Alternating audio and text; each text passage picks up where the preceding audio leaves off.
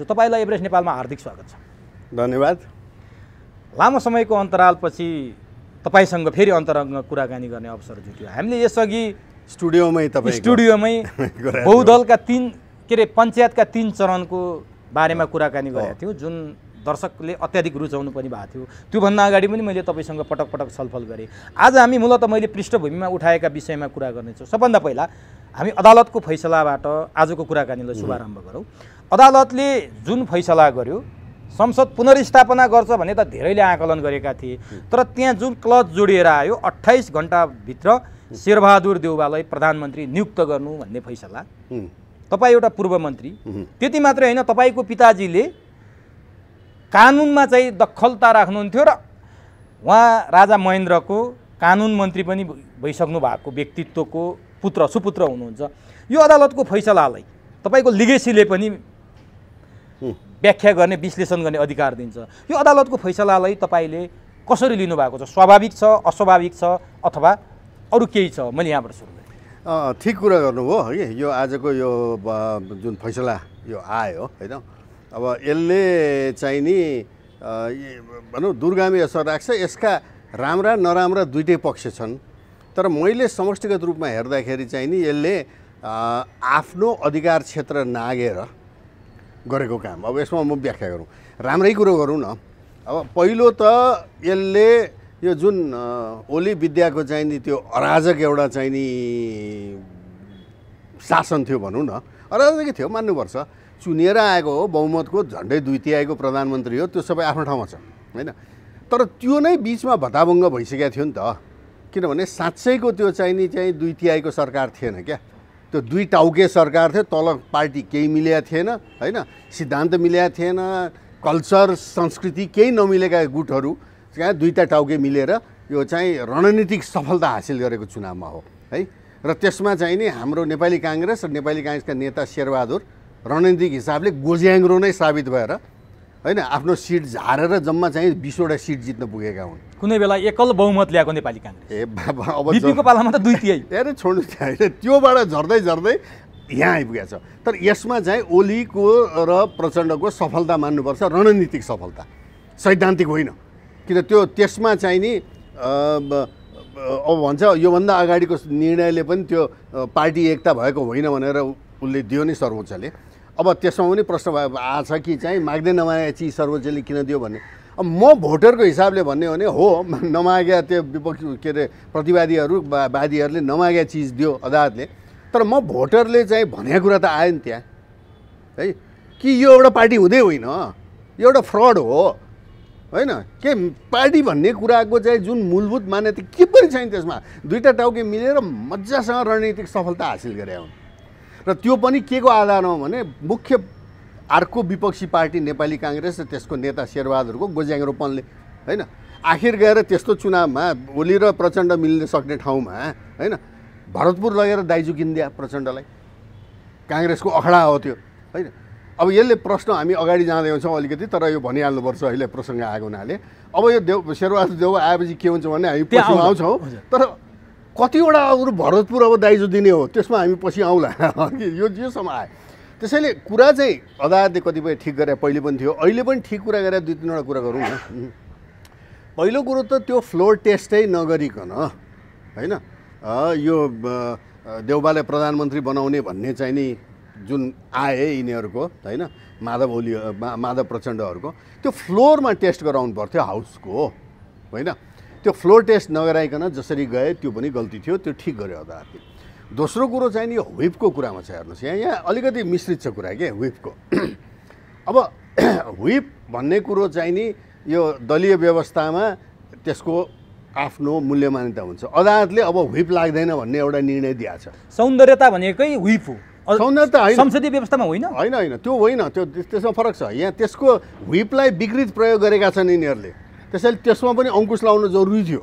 यहाँ कुरो के छ भने हामीले भोट हालेको, तपाईँ मैले भोट हालेको, हाम्रो जनप्रतिनिधिलाई भोट हाले हो कि त्यो व्हिप लाग्ने चाहिने पार्टी मठाधीशको व्हिप लाग्ने भेडा बाख्रालाई भोट हाले?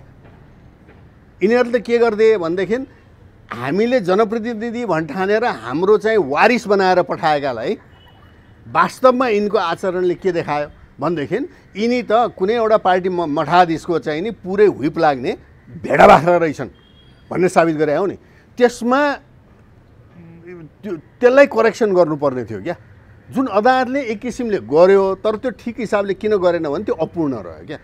हुइप भने चाहिँ नि एउटा मात्रै औजार हो क्या, दलीय व्यवस्थाको एउटा पाटो हो होइन, त्यो महत्त्वपूर्ण पाटो हो। अब जस्तै अमेरिकी सेनेटर, अमेरिकी कङ्ग्रेसम्यान, कङ्ग्रेस वुमनलाई होइन हुइप लाग्दैन, लाग्छ पार्टीले गर्छ, तर उनले हुइप उलाउन गर्न सक्छन् किन उनको स्वविवेकले देखाएको कुराको हो। ट्रम्पको विरुद्ध रिपब्लिकन पार्टीकै यो लिजा मुर्कोव्स्की अलास्काको सेनेटरले, मेनको सेनेटर सुजन कलिन्सले विरुद्धमा भोट हाले नि आफ्नै पार्टीको चाहिँ प्रेसिडेन्टको विरुद्धमा, किनभने उनले आफ्नो मतदातालाई फेस गर्नुपर्छ क्या। र मतदाताको चाहिँ नि भावना के हो त्यो उनले रिप्रेजेन्ट गर्ने हो नि होइन। त्यसैले हाम्रो पनि त व्यवस्थामा तपाईँको प्रतिनिधि, तपाईँले भोट हाले प्रतिनिधि मैले हालेँ, अब भलै मैले हाले जित्दैन होला किन मैले यी पार्टीवालाहरूलाई हाल्दिनँ, म स्वतन्त्रलाई हाल्छु, त्यो अर्कै कुरो हो। तर मैले त मान्नु पऱ्यो नि जसले जित्या छ होइन। अल्पमतले नै भोट ल्याए पनि जित्या त छन् नि, किन सबभन्दा बढी भोट ल्यायो भने जित्छ, 10% नागे पुग्दो रहेछ क्या। यहाँ त 10%भन्दा कमले पनि जित्या छन्। त्यसैले यो व्यवस्थाका धेरै त्रुटिहरू त्यस्ता छन्, तैपनि हामीले मानेछौँ। त मेरो प्रतिनिधि हो भने है उसको स्वविवेक छ, उसले स्वविवेक प्रयोग गर्न सक्छ, ए बाबा हुँदै नहुने कुरोमा चाहिँ उसले भोट हाल्दैन भन्ने म भोटरले विश्वास कहाँ गर्ने त। यसमा अदालतले निर्णय ठिक छ, तर त्यसको लागि पूर्वाधार के हो भने त्यो पार्टी चाहिँ नि पार्टी प्रजातान्त्रिक हिसाबले चलाउनुपर्छ। अब यसमा दुईवटा तिनवटा कुरा गरौँ हामी है। पहिलो कुरो त यिनले आफ्नो महाधिवेशन गर्न सकेको छैन, सबैले हो कि तीनवटै मुख्य पार्टीले। त्यसो भने काङ्ग्रेस त अब अवैध हुने बाटोमा हिँडिसक्यो है। अब मैले सुने त शेरबहादुरलाई ओलीजीले आश्वासन दिएको थिएँ भन्ने, अब हल्ला हो, अब पुष्टि गर्ने तपाईँ पत्रकारहरूको काम हो क्या। अब हामीले जे सुने त्यही भन्ने न हो है होइन, धन्दा नमानुस्। तर यही विषयमा नेकपा माओवादी केन्द्र खारेज हुनुपर्छ भन्ने कुरालाई निर्वाचन आयोगले पो खारेज गरिदियो। त्यो कुरा गलत हो, माओवादी खारेज हुने अवस्थामा पुगेकै छैन भनेर निर्वाचन आयोगले भनिदियो। अब उनले त्यो भनिदियो, यतापट्टि आएर चाहिँ अब नेपाली काङ्ग्रेसले चाहिँ अवैध हुने स्थितिमा पुगिसक्यो, भदौभरि काम गरेन भने हो क्या होइन। अब नेकपा एमालेको अवस्था त्यस्तै छ, 2071 देखि महाधिवेशन भएको छैन। अब माओवादी पार्टीको हालत पनि त्यही छ, 69 सालदेखि महाधिवेशन। अब मैले सुनेको त के भने ओलीले शेरबहादुरलाई आश्वासन दिएको थिए भन्ने हल्ला, अब कति सत्य हो भगवान् जाने, तपाईँहरू पत्ता लगाउनुहोस् होइन। होइन विद्यालय भनेर म अध्यादेश जारी गर्दैछु, तपाईँहरू नहुने भनेपछि त अब माओवादीको त भरिया भएको थियो नेपाली काङ्ग्रेस राजनीतिक भरिया। अब ओली अगाडि पुरै लम्पसार पर्ने भयो भन्ने मलाई त्यही बेलादेखि डर लाग्थ्यो। यी पार्टीहरू भन्न खोजेको कुरो के हो भने यी पार्टीहरूको कुन चाहिँ सेन्ट्रल कमिटीको डिसिजन चाहिँ नि अहिलेसम्म के लागू भएको छ, कुन चाहिँ सेन्ट्रल कमिटीले भेटेर कुरा गरेको छ होइन, यो त समस्या हो नि त। अब सेन्ट्रल कमिटी नभेट्ने, ओ नेतालाई जिम्मा लाछौँ, प्रचण्डलाई जिम्मा लाछौँ भन्ने उनका पार्टीले, हाम्रो शेरबहादुरलाई जिम्मा लाछौँ भन्ने काङ्ग्रेसले होइन। त्यो पनि कुनै प्रजातान्त्रिक पार्टी हो, त्यो कुनै चाहिँ लोकतान्त्रिक पार्टी भन्न सुहाउँछ? यो त मठाधीश तन्त्र शुद्ध। अब ओलीलाई अधिनायकवादी भन्ने हो भनेदेखि त पार्टीको हिसाबले शेरबहादुर प्रचण्ड उत्तिकै अधिनायकवादी भएनन् होइन। त्यसैले त्यो पनि चाहिँ ठुलो पाटो छ। त्यसैले यो खालि यो निर्णय चाहिँ नि हुइप लाग्ने नलाग्ने भने एउटा सानो पाटो मात्रै हो, त्यसले चाहिँ के गर्छ भने यो अराजक स्थितिलाई झन् अराजक बनाउँछ, त्यति मात्रै हो। अब नि यो हुइप नलाग्ने 76(5) टेकेर व्याख्या गरेको छ। 76(5) मा चाहिँ निर्दलीयताको परिकल्पना गरिएको छ, किनभने पटक पटक संसद विघटन गर्ने प्रधानमन्त्रीलाई एउटा ब्रेकरको रूपमा काम गरोस् भन्ने हेतुले बनाएको भनेर त्यति बेलाका संवैधानिक समितिका सभापति बाबुराम भट्टराईले पनि यो बारेमा बोले र हो पनि त्यस्तै भन्छन्। त्यो 76(5) अनुसारको व्याख्या भन्न मिल्दैन। म त्यो 76(5), 7, 4, 3, 2 मा म जाँदै जान्न। कारण किनभने अब हामीहरू जस्ताले के भनिरहेछौँ भनेदेखि चाहिँ नि यो 12 बुँदेले ल्याएको 62-63 को जुन व्यवस्था हो र त्यसको संविधान 72 को जुन हो, यो डुब्न लागेको टाइटानिक हो। त्यो डुब्न लागेको टाइटानिकमा कुन चाहिँ धाराको कुन चाहिँ त्यो के अरे डोरी समातेर तपाईँ चाहिँ माथि जाने, अब पुरै डुङ्गा डुब्दैछ होइन, तपाईँ जुनसुकै डोरी समातेर माथि डेकमा जानुहोस्, तपाईँ डुब्ने त डुब्ने नै हो नि। त्यसैले त्यो कुनै अर्थ छैन त्यसको हगि। म तपाईँले अगाडि सोधेको प्रश्नमा जान्छु कि तपाईँको जवाफ त्यहाँ छ क्या। 52 सालमा जब मनमोहन अधिकारीले अल्पमतको सरकार थियो तर प्रधानमन्त्री थिए, उनले हाउस विघटन गर्दा विश्वनाथजीले गलत निर्णय दिएका छन्। मेरो बुवाले किताबमा यसबारे, उहाँ अब के अरे महान्यायाधिवक्ता, सबभन्दा लामो नेपालमा महान्यायाधिवक्ता भएको उहाँ हो, बिपी कोइरालाले उहाँलाई नियुक्त गरेको, राजा महेन्द्रले 11 वर्ष अरू राखेको होइन। त उहाँले के लेख्नु भएको छ भने त्यो सरासर राजनीतिक हिसाबमा किन गल्ती थियो होइन त्यो विश्वनाथजीको त्यो निर्णय संसद बिउताउने यहाँ त संसद बिउताएर धेरै विकृति आएका छन् त्यही बेलादेखि त्यही कारणले माओवादी जनयुद्ध आयो र बहुदलमा विकृति छिर्यो भनेर पनि भन्छ आछ तर त्यो के भयो भने यो हामीले अपनाएको भनेको वेस्टमिनिस्टर मोडल बेलायती मोडल हो अब भारतले त्यही अपनायो त्यही हो हामीले नकल गरेर ल्यायो हामीले मौलिक हाम्रो सुहाउँदो माटो सुहाउँदो चाहिँ नि प्रजातान्त्रिक व्यवस्था के भन्ने अलिकति महेन्द्रले एक्सपेरिमेन्ट गरेर पञ्चायत ल्यायो 30 वर्ष टिक्यो होइन अब यो वेस्टमिनिस्टर मोडल टिका छैन 3 चोटि फेल भइसक्यो होइन त यहाँ उहाँले के भन्नुभयो भने त्यो गलत किन थियो विश्वनाथको त्यो निर्णय भनेदेखि कुनै पनि प्रधानमन्त्रीले होइन हाउसका मेम्बरहरू आफ्नै पार्टीका मेम्बर र विपक्षीलाई डिसिप्लिनमा राख्ने औजार हो त्यो औजार झिक्दिने बित्तिकै व्यवस्था चल्दैन किन प्रधानमन्त्री के भन्छ ल मेरो नीति तिमीहरूले समर्थन गर्दैनौ भने म जनतामा जान्छु अल्टिमेट निर्णयकर्ता त जनता हो त्यो भन्न पाउनु यो पार्लियामेन्ट्री संसदीय वेस्टमिनिस्टर मोडलको एउटा मूलभूत खम्बा हो क्या त्यो खम्बा ढाल्दिएपछि त के भयो भनेदेखि 52 साल पछि त त्यहाँ त एकदम चाहिँ नि म्युजिकल चेयर सरकारहरू आउन थाले सांसद किनबेच भए होइन अब पञ्चायतलाई ढालेका यी काङ्ग्रेस कम्युनिस्टहरूले पछि सूर्यबहादुरलाई पनि कम्युनिस्टले टाउका बोक्यो लोकेन्द्रबहादुर चन्दलाई काङ्ग्रेसले टाउका बोक्यो माने कुन सिद्धान्त अन्तर बोक्यो अनि त्यहाँ मुसा प्रवृत्ति होइन यताबाट उता पार्टीमा जाने खरिद बिक्री पजेरो काण्ड यो सुराज सुन्दरी काण्ड ब्याङ्कक काण्ड यी सबै आएका होइन र गर्ने फेरि शेरबहादुर हो शेरबहादुरकोमा आउँछु तर यही कुरा मैले धेरै ठाउँमा कुरा गरेँ विश्वनाथ उपाध्यायको संसद पुनर्स्थापित नै आजको बहुदलको सबैभन्दा खतरनाक विष बीजारोपण हो भनेर धेरैले भन्छन् यो तपाईँले पनि ल्याउनु भयो तर उनी विरुद्ध अविश्वासको प्रस्ताव दर्ता भइसकेको अवस्थामा संविधानले नै संसद पुनर्स्थापना गर्न दिँदैन भन्ने कुरा किटान भएको हुनाले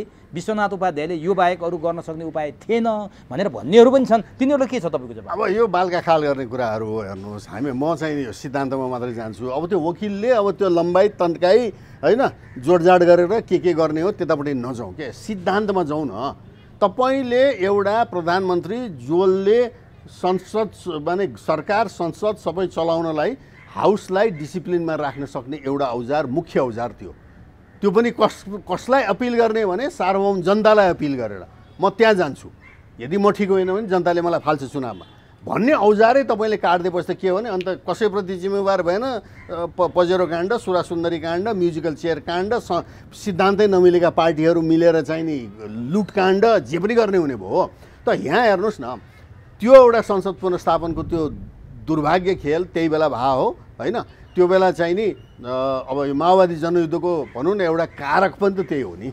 40 बुँदे माग राख्दाखेरि वास्तै नगरिकन शेरबहादुर थिए त्यति बेला शेरबहादुरलाई अहिले बाबुराम टाउकोमा बोकेर हिँड्छन् होइन यो अर्को छ है पञ्चायत यो हाम्रो काङ्ग्रेस एमालेलाई मात्रै पञ्चायतले बोक्यो भने किन गाली गर्ने अब त्यसो भए अब ठ्याक्क जिस्टमा जाउँ न अब हामीले पञ्चायतका 3 चरणका छलफल गर्यौँ बहुदलका 5 चरण भन्नुभएको छ तपाईँले अझै बढी थप्या पनि हुनसक्छ बहुदलका चरणलाई चरणबद्ध रूपमा छलफल गरौँ न 46 सालपछि के देख्नु मैले 5 वटा चरण बहुदलको भने के जस्तै पञ्चायत पनि 3टा किन भने पञ्चायतलाई गाली गर्न चल्छ यहाँ पञ्चायत भने फरक थियो महेन्द्रको पञ्चायत पहिलो 10 वर्षको वीरेन्द्रको पञ्चायत त त्यसपछिको 10 वर्ष जनमत सङ्ग्रहको र ऐश्वर्यको लास्ट 10 वर्षको चाहिँ विकृत पञ्चायत कम्प्लिटली फरक छन् तपाईँले पुरै व्याख्या गरिसकेका छ यही कुरो यहाँ पनि लागू हुन्छ बहुदल आएपछि 47 सालमा पहिलो 5 वर्ष जति होइन अब त्यहाँभित्र पार्टीभित्र जतिसुकै चाहिँ नि बदमासी विकृति जेसुकै भए पनि चाहिँ नि गिर्जा कोइराला बहुमतको सरकार निर्वाचित काङ्ग्रेसको सरकार आयो है अब त्यो सरकार ढाल्न भित्रै त्यहाँ पार्टीभित्र 74 को ग्रुप भएर त्यो सरकार ढल्या हो त्यो होइन अब त्यही क्रममा उसले चुनाव घोषणा गरे म चुनाव गरेर जितेर आउँछु भने उल्टो चाहिँ नि त्यहाँ होइन एमाले ठुलो पार्टी हो एमाले सरकार त बन्यो होइन तर बनेर उसलाई कमसेकम चाहिँ अहिले दिनु परेकोमा 9 महिनामै ढाल्नपट्टि चाहिँ फेरि हाम्रा काङ्ग्रेस बन्धुहरू गिर्जाहरू लागे होइन अब त्यसैमा विश्वनाथको त्यो गलत निर्णय थियो जनतामै जानु पर्थ्यो अल्टिमेट निर्णयकर्ता त जनता हो नि होइन र खर्च बढी लाग्छ बाबा यो व्यवस्था अपनाएपछि त खर्च लाग्छ अब के खर्च अहिलेको चाहिँ नि यो बेकारमा यो प्रदेशहरू पाल्न कम खर्च लागेछ होइन त्यो त छोड्नु अहिले होइन त पहिलो 5 वर्षमा 2-4 अलिकति काम चाहिँ भएको थियो त्यो है अब त्यहाँ गणेशमान कृष्णप्रसाद भट्टराईका फ्याक्सन त्यो 3800हरू अब यिनीहरूको आफ्नो आन्तरिक झगडा काङ्ग्रेसले कहिले पनि मिलाउन सकेको छैन है। अब त्यसले गर्दाखेरि त्यो जन्मेको विकृति होइन। अब त्यसपछि गएर अर्को 5 वर्ष दरबार हत्याकाण्डसम्म, त्यो बेला त म्युजिकल चेयर। अहिले मान्छेले जेसुकै भने पनि त्यो बेला कस्तो भन्न थालिसकेका थिए भने होइन, यस्तो बेला पनि राजाले केही नगर्ने हो भने हामीलाई राजा किन चाहियो भने वीरेन्द्रको टाइममा हुन्थ्यो हो। त्यो फ्याक्ट हो नि होइन, किनभने राष्ट्राध्यक्ष हुन्, रेफ्री हुन्, यो के हेरेर बस्या राजाले यस्तो भनेर, अनि वीरेन्द्रले नै यो चाहिँ केही गर्नुपर्छ भनेर होइन। सरी, पहिलोचोटि सेनालाई बलियो बनाउनलाई अब जनयुद्ध सुरु भइसकेको थियो। जनयुद्ध भने के इन्सर्जेन्सी भन्छु म त होइन, विद्रोह होइन, त्यो पनि भारतले पालेको विद्रोह। अब त्यसमा केही गर्नुपर्छ भने नेपाली सेनालाई बलियो बनाउनुपर्छ भनेर होइन हतियार ल्याउने, पहिलोचोटि चीनबाट ल्याउँदाखेरि भारतले नाकाबन्दी गर्यो। अब अमेरिका यो युरोपबाट ल्यायो भने सक्दैन भनेर त्यो बेला चाहिँ नि कुरा भएको थियो। अब त्यहाँ एउटा विकृति के आएको थियो भनेदेखि चाहिँ नि त्यो पहिलो दोस्रो तेस्रो बहुदलको चुनाव जुन भएको थियो नि, कृष्णप्रसाद भट्टराई प्रधानमन्त्री 56 सालको हो।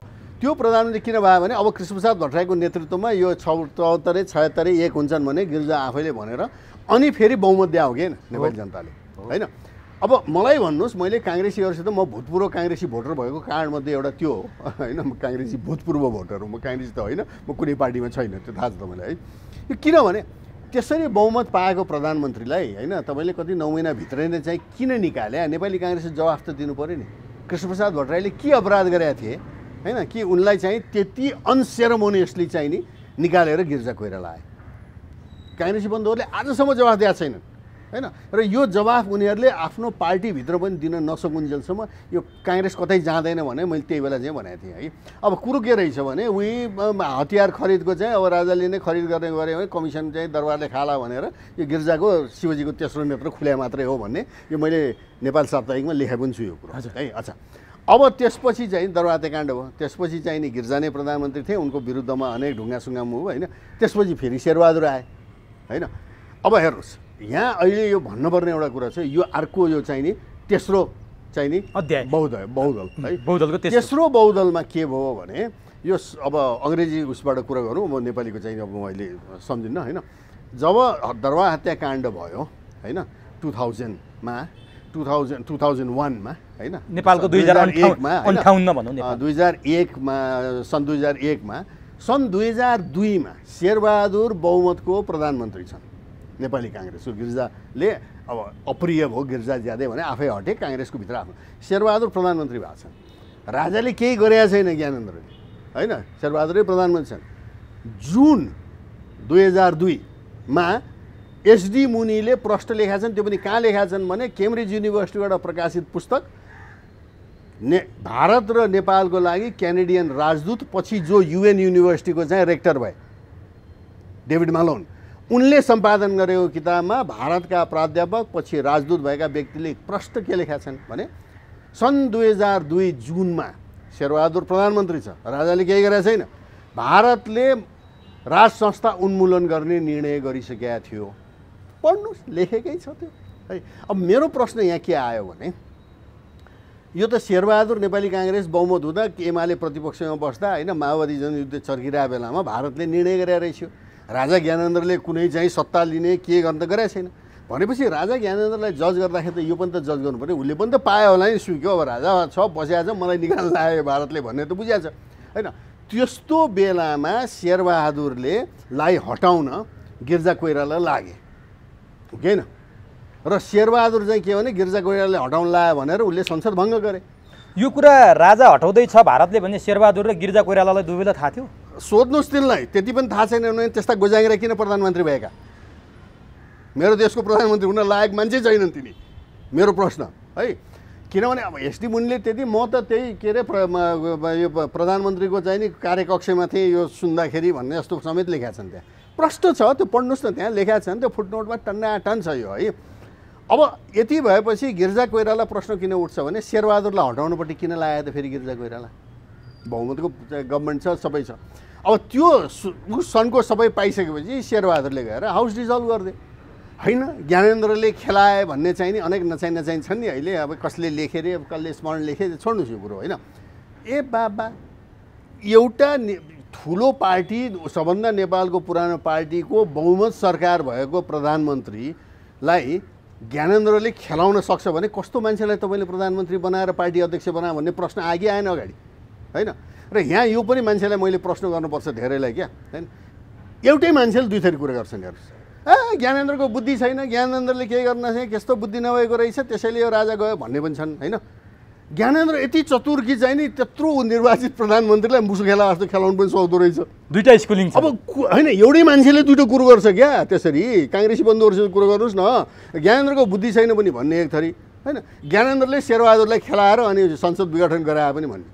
Either he so smart or he so stupid. तपाईँ कुन चाहिँ ज्ञानेन्द्रको कुरो गरे होइन। एउटै मुखले दुईवटा कुरो त गर्नु भएन नि। अब यस्तो विरोधाभास कुराहरू छन्। यो तेस्रो त्यो बहुदलको कुरामा आयो। अब त्यसपछि अब यो शेरबहादुरले चाहिँ संसद विघटन गरेपछि त्यहाँ स्वागत गरेका छ यही एमाले, अरू पार्टीले पनि गरेका छन् यी साना पार्टीहरूले होइन। आरामसित चलिरहेको थियो। समस्या कहाँ आइदियो भने संविधानमा के लेखाएको छ भने 6 महिनाभित्र चुनाव गर्नुपर्छ। गर्छु भन्यो शेरबहादुरले। तर 5 महिना कति पुगेपछि राजाका गएर के भन्छ भने यो माओवादी जनयुद्धले गर्दा मैले अब सक्दिनँ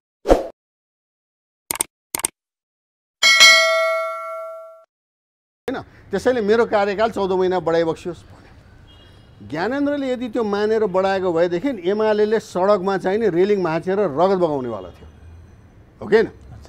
त ज्ञानेन्द्रले त यो त असक्षम मान्छे, चुनाव गर्छु भनेर भए खाएको संसद विघटन गरेर चुनाव गर्छु भन्छ अनि गर्दैन भने त्यसलाई राख्नुहुन्छ त्यस्तो प्रधानमन्त्री, उनले हटाइदिए। ज्ञानेन्द्रले कु गरे यो प्रतिगमन गरे, प्रतिगमन भयो। त्यही प्रतिगमन गरे भने ज्ञानेन्द्रको रुलमा फेरि एमाले फर्केर गएर सरकार चलाएको छ शेरबहादुरकै अन्तर्गत। आधा प्रतिगमन सच्यो भनेर होइन।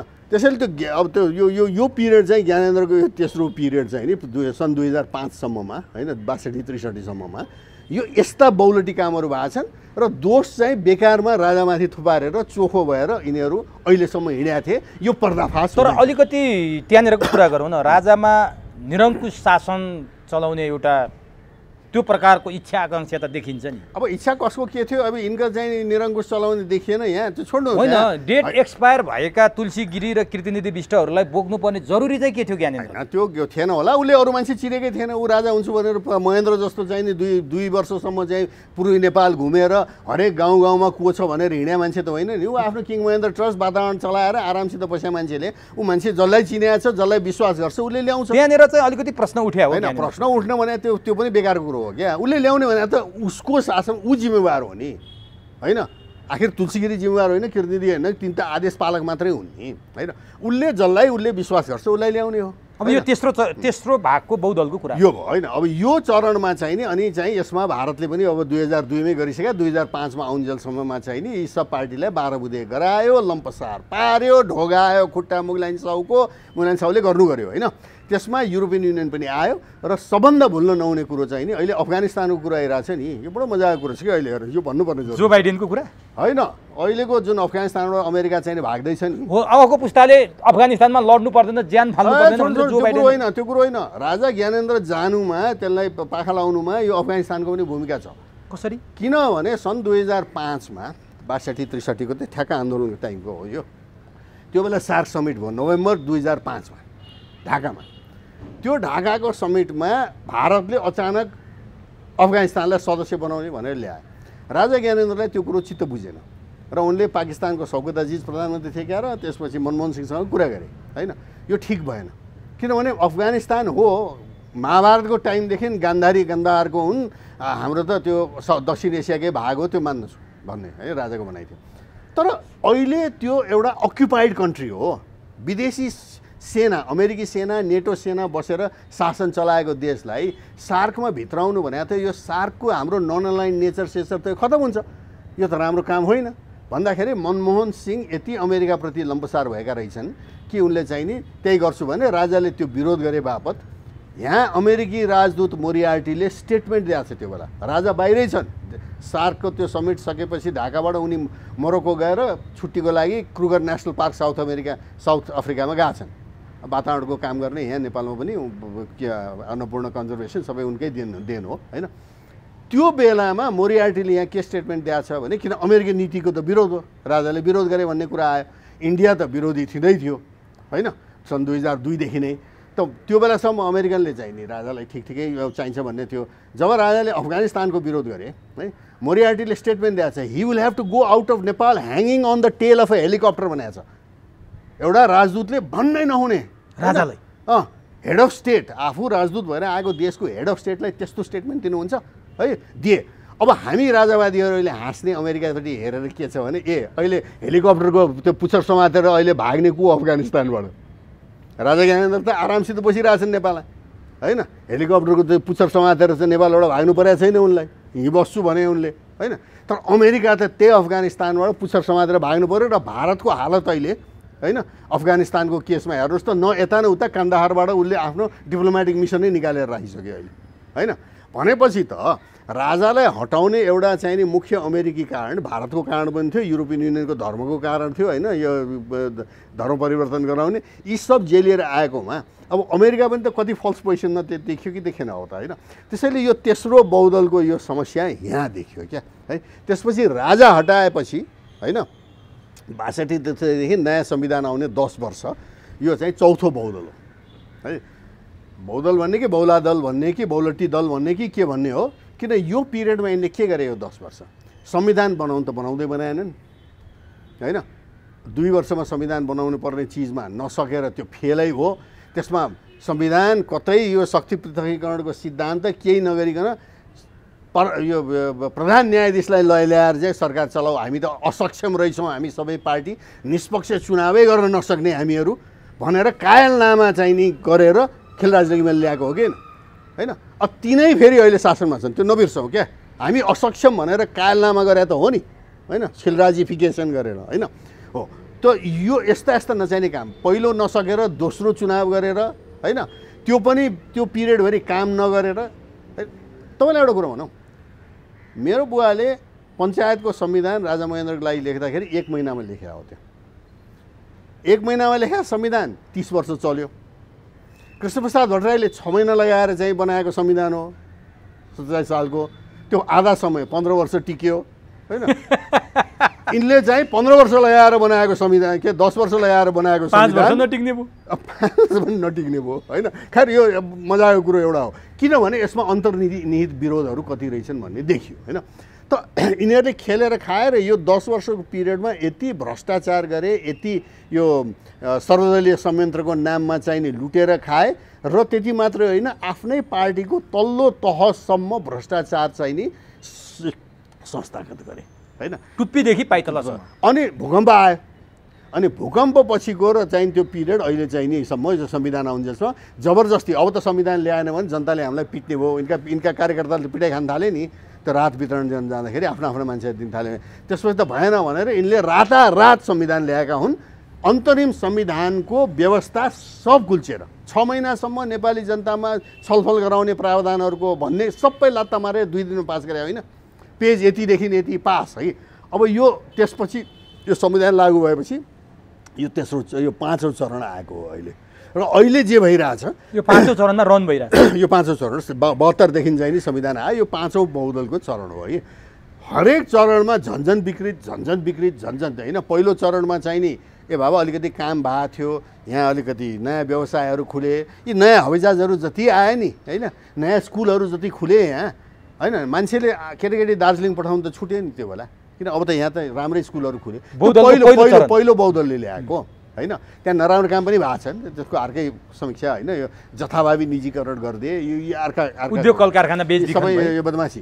तर 2-4वटा राम्रो काम त यो हवाईजहाज चाहिँ नि प्राइभेट सेक्टर आयो, यो आयो है सबै। यो त्यो ऊ पनि त्यो अलिकति पछि आयो, त्यो चाहिँ नि यो हाइड्रो पावरमा प्राइभेट सेक्टर, त्यो शैलजा आचार्यले पछि ल्याएको, त्यो तपाईँले पटक भन्नुभयो। दोस्रो उसमा आएको हो, दोस्रो बहुदलको चरणमा होइन। त यी कुराहरू चाहिँ नि मा हेर्दा झन्झन खतम। अब अहिले आएर यो 5औँ चरणमा आयो क्या। तपाईँले अघि सोधेको प्रश्न यही हो। अब 5औँ चरणको कुरा गरौँ न। 5औँ चरणमा आउँदाखेरि कम्युनिस्टहरू एक ठाउँमा आए, गठबन्धन बनाए, कम्युनिस्ट औकेहरू एक ठाउँमा आए, एउटै पार्टी पनि बनाए, हामीलाई बेकुफ बनाए। अनि त्यो झन्डै 2/3 राज केपी ओलीले गरे। कसरी गरे भने उनको सबैभन्दा ठुलो पार्टी बन्यो नेकपा, त्यहाँ तत्कालीन राष्ट्रिय जनता पार्टी राजपाको पनि सहयोग भयो। उपेन्द्र यादव त सरकारमै गए, 2/3 केपी ओलीको सरकार थियो। त्यो सरकारबाट आजको दिनमा केपी ओली माधव नेपालहरूलाई बाहिर राख्ने भने 93 सिटमा छन्। यो दुर्दशा किन भयो त? अब यो केपी ओली स्वयंले गर्दा भयो अथवा प्रचण्ड र माधव नेपालको कारणले भयो अथवा मधेसी दलको कारणले भयो? शेरबहादुरलाई भन्ने हो भने त उनी त निरीह प्रतिपक्षको भूमिकामा थिए, संसदमा 5 मिनट बोल्न सक्ने कुनै हुनै थिएन। कसको कारण? उनी त एउटा राजदूत थमाइदियो भनेर ओलीको अगाडि भन्दाखेरि उनकै सासूलाई जापानमा थमौती गर्नलाई भन्ने आरोप छ। त सासूवादमा गइसकेका थिए, त्यो आरोप छ उनीमाथि। अब होइन प्रष्टै हो, सबैलाई थाहा छ। यो एउटा काङ्ग्रेसलाई सोध्नु सबैले हो भन्छन्। अनि कसको कारणले आज केपी ओली मेरो विचारमा दुईटा भिलियनहरू है केपी ओली दुधले धोएका ठिक मान्छे म भन्दिनँ, म त राजसंस्थावादी, म कुनैलाई पनि ठिक भन्दिनँ, त्यो तपाईँलाई थाहा छ होइन।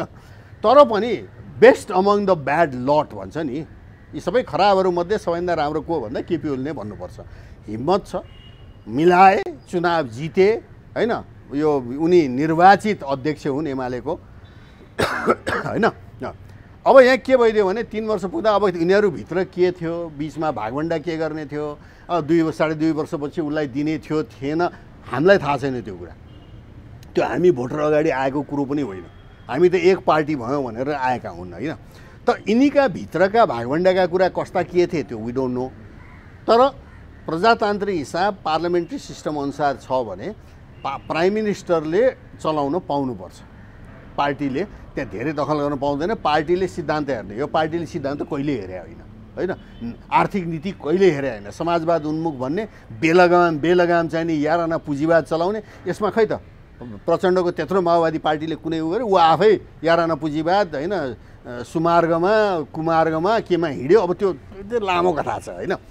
अब यहाँ माधव नेपाल र प्रचण्ड दुईटा भिलियन देखिया छन्, किन उनको महत्त्वाकांक्षा त्यहाँ पुरा भएन, उनको चाहिँ भागभण्डा पुगेन जस्तो हामीले हेर्दाखेरि त्यही देखिन्छ क्या।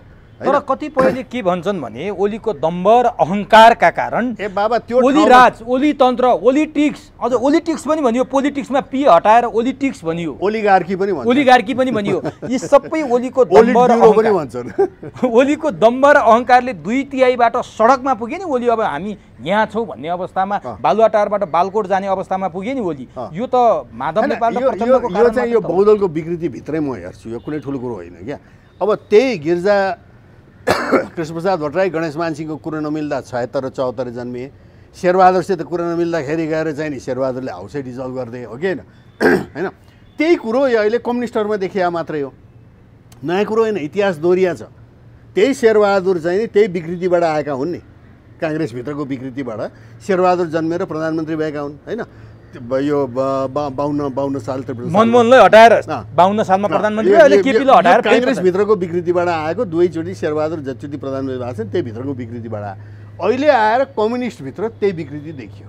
तर यिनीहरू त भन्थे नि हामी त 50 वर्ष शासन गर्छौँ, शेरबहादुर देउबा त काङ्ग्रेसको अन्तिम प्रधानमन्त्री हुन् भन्ने केपी ओली हुन्। त्यति मात्रै होइन, चुनाव ताका त यदि बिपी र गणेशमान बाँचेका हुन्थे भने पनि काङ्ग्रेसमा आउँथे भन्ने तिनै केपी ओली हुन्।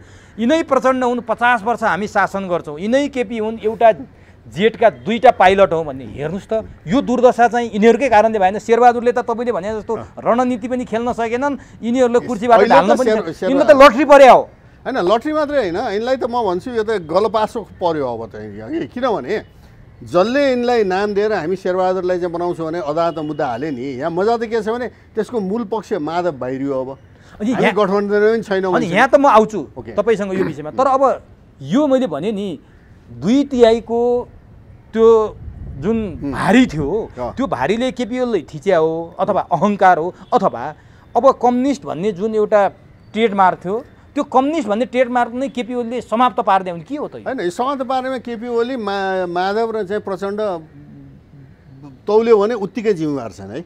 यसमा चाहिँ ऊ प्रचण्ड र माधवको यो चाहिँ नि महत्त्वाकांक्षा ओलीलाई निकालेर आफू जानेमा चाहिँ थियो। यो अहिले जति गरेका छन् यिनले त्यही हो क्या। त्योभन्दा बढी त तपाईँ सिद्धान्त के देख्नु भएको छ? कुनै सिद्धान्त यिनले चाहिने होइन, समाजवाद यस्तो हुनुपर्ने, ओलीले यस्तो उल्टो काम गर्यो त्यसैले हामी ओलीलाई हटाउँछौँ भने कहिले भने तपाईँले एक शब्द सुन्नु भएको छैन होइन। खालि के भने हामी हुनुपर्छ या हामीलाई भाग चाहियो। तर त्यो हो भने ओलीले एकलौटी गरेर चाहिँ प्रचण्ड त गत फागुन 23 साइड लगाइसकेका थिए नि त। फेरि जुन एमाले भन्ने 121 को केपी ओलीले नेतृत्व गर्थे माधव नेपाल जो 5 दशकदेखि सँगै राजनीति गरेका सहकर्मी हुन् उनले त मिलाएर राख्न सक्नुपर्छ। प्रचण्ड त मिलाउन सकेनन्, माधव नेपालले पनि मिलाउन सकेनन् नि। होइन, तर यसैले देखाउँछ के जुन नेपाली काङ्ग्रेसभित्र पनि गिरिजा शेरबहादुर यिनले मिलाउन सकेनन् आफ्नै पार्टीभित्र भन्ने जुन चाहिँ नि यो 90को दशकमादेखि र योभन्दा अगाडिकोमा देखियो नि होइन, यो दोस्रो तेस्रो बहुदलको होइन, अहिले आएर कम्युनिस्टहरूले पनि राजनीति मिलाउन सक्दा रहन्छन् भन्ने। त्यसैले यहाँ प्रश्न अहिले जन्मेको हामी मतदाता अगाडि चाहिँ अर्कै छ। प्रश्न के जन्मियो भने तपाईँहरूलाई तपाईँहरू महान हार्वर्डबाट पिएचडी गरेका एकदम ठुल्ठुला विद्वान, स्ट्यानफोर्ड कताबाट आएका अर्थशास्त्री, कानुनका ज्ञाता भनेर तपाईँलाई भोट हालेर यहाँ सरकार चलाउन दिया होइन नि। तपाईँहरूले अब त्यहाँ त 4 पासेहरू नै कति थिए, 8 पासे कति थिए होइन, त्यो तपाईँलाई थाहा छँदैछ होइन। त तपाईँहरूले राजनीति मिलाउन सक्नुहुन्छ भनेर नै भोट हाले हो। राजनीति अब आफ्नै पार्टीभित्र राजनीति मिलाउन सक्दा रहन्छन्, अरू बाहिर के मिलाउने यिनले अहिले होइन। त्यसैले यो भन्नुपर्छ कि चाहिँ नि यी सबै राजा ज्ञानेन्द्रको शब्द सापट्टि लिने हो भने असक्षम, पूर्ण रूपमा असक्षम, अब राजनीतिक रूपमा पोलिटिकल म्यानेजमेन्ट गर्न असक्षम। अब नि तपाईँले एकदम यस्तो ठाउँमा ल्याइदिनु भयो नि विषयलाई। राजा ज्ञानेन्द्रले शेरबहादुरलाई असक्षम भने राज संस्था राजतन्त्र विकल्पको रूपमा थियो। शेरबहादुर असक्षम भए पनि देशले असक्षम अर्को बोक्न परेन, राजा ज्ञानेन्द्रले सत्ता ल्याए। तर यति बेला त्यसैमा फेरि शेरबहादुरलाई दोस्रो चोटि पनि ल्याए। त्यो प्रतिगमन सत्य, त्यो मेरो विचारमा गलत थियो, तर चाहिँ नि खाएर अब राजाले गरे, अब उनको अब तपाईँले सबैलाई असक्षम भन्नुभयो। जनताले भने बोली भर्छन् तपाईँ बोल्दै हुनुहुन्छ। आज आम नेपाली जनताको मत दीपक गेवाली बोल्दै हुनुहुन्छ। अब यिनीहरू असक्षम भए भने सक्षम ल्याउने पात्र को छ त? जब ज्ञानेन्द्र थिएर पो असक्षमको ठाउँमा हामीले अर्को एउटा कुनै विकल्प थियो। अब यी सबै असक्षम भए भने विकल्प के त? अब यही अप्ठ्यारो ठाउँमा आइपुगेका छौँ हामी है। पहिले त रेफ्री बिनाको सिस्टम भयो यो होइन। राष्ट्रपति पदबाट विद्या भण्डारीको कुरो छोडिदिनुहोस्, अहिले रामबरणको पनि त्यतिकै समस्या थियो। खालि उनी चाहिँ नि यी एक हात सिनियर भए, ती एक हात तल भएका मात्रै हुन् होइन।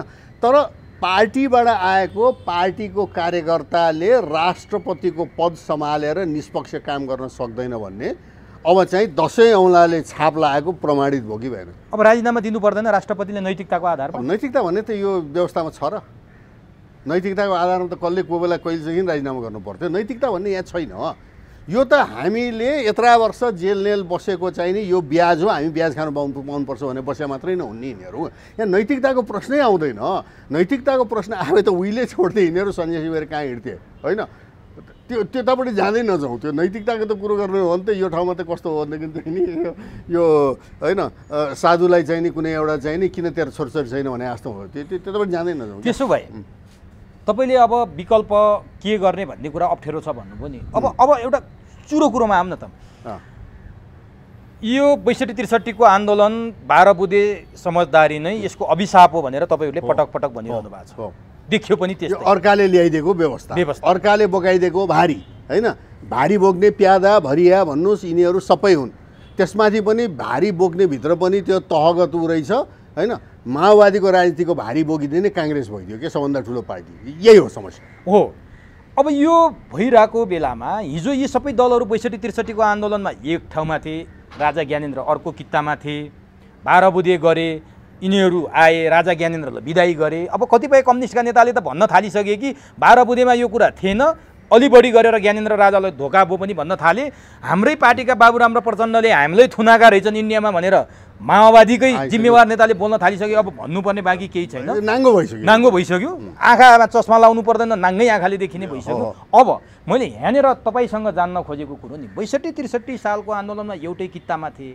अहिले आएर यिनीहरूको बिचमा के देखियो भने 5 पूर्व प्रधानमन्त्री एकातिर भएर विपक्षी गठबन्धन बनाए, वैदेशिक हस्तक्षेपको निकै चर्चा गरे, देशमा अनिष्ट हुँदैछ भनेर बाबुरामले भने। त्यो के रे भन्दाखेरि केपी ओलीले संविधान च्यात्दैछन्, केपी ओलीले राजा फर्काउँदैछन्, यो व्यवस्था कोल्याप्स पार्दैछन् भनेर केपी ओलीमाथि आरोप लाए। आज त त्यो पनि सत्य साबित भएन। जसरी इराकमा आणविक हतियार छ भनेर अमेरिकाले आक्रमण गरेर तहस नहस बनायो, केही पनि छैन रहेछ। आज केपी ओलीलाई त्यस्तै बनाए नि त यिनीहरूले। राजा ल्याउँदैछन् भने आफै बिचारा बालकोट जाने अवस्थामा पुगे। के हो त यो 5 पूर्व प्रधानमन्त्रीले? अब यो 5 पूर्व प्रधानमन्त्रीको जस्तो नौटङ्की, किनभने विदेशी हस्तक्षेप निम्ताउने त 12 बुँदेमा उहाँहरू नै हो सबै होइन। त्यसमध्ये त दुईवटा बाबुराम र प्रचण्ड त त्यहाँ नोइडामा पालिएकै हुन् होइन, रले पालेकै हुन्, उनले कायलनामा लेखेकै हुन्। त्यही सिपी गजरेलले स्वीकारिसके त। कहाँ सिपी गजरेल मात्र होइन, त्यो एसडी मुनिले त किताबमै बाकायदा त्यत्रो एकाडेमिकले केम्ब्रिज विश्वविद्यालयबाट निस्किने किताब राजदूतले सम्पादन गरेको किताबमा त लेखिसके नि। त झुट त बोल्दैनन् होला त्यस्ता मान्छेले त कमसेकम होइन। 10औं PhD निकालेको मान्छे हुन् त्यो जवाहरलाल नेहरू युनिभर्सिटीमा होइन। त उनले त्यहाँ लेखिसकेका छन् यिनीहरूले वाजपेयी प्रधानमन्त्री थिए होइन, त्यो ब्रजेश मिश्र थियो क्यारे त्यो सुरक्षा सल्लाहकार को हो कुन चाहिँ थियो त्यो बेला। त तिनीहरू मार्फत यिनीहरूले कायलनामा चाहिँ साइन गरे भारतको विरुद्ध चाहिँ हामी केही पनि गर्दैनौँ भनेपछि एकातिर जसवन्त सिंह परराष्ट्र मन्त्री होइन माओवादी टेररिस्ट हुन् भन्ने, जबकि नेपालमा नेपालको राजाले नेपालको व्यवस्थाले माओवादीलाई आतङ्ककारी भनेको थिएन। अझ भन्नुहुन्छ भने दरबारको पोजिसन कस्तो थियो त्यो बेला भने भेरी क्लियर। जबकि इन्डियाले जसवन्त सिंहले माओवादी आतङ्ककारी भने बेलामा र आफैले पालेर राख्ने दिल्लीमा त्यसपछि रको संरक्षणमा होइन, जुन अमर भूषणको किताब सिताब ऊ त नोभलै लेखे तापनि त अब रको पूर्व हाकिमले लेखा नोभलमा यसो कुरा भन्छ भने त्यो त्यसै त लेखा होइन होला, उसले त स्वीकृति लिनुपर्ने छ त्यहाँबाट होइन।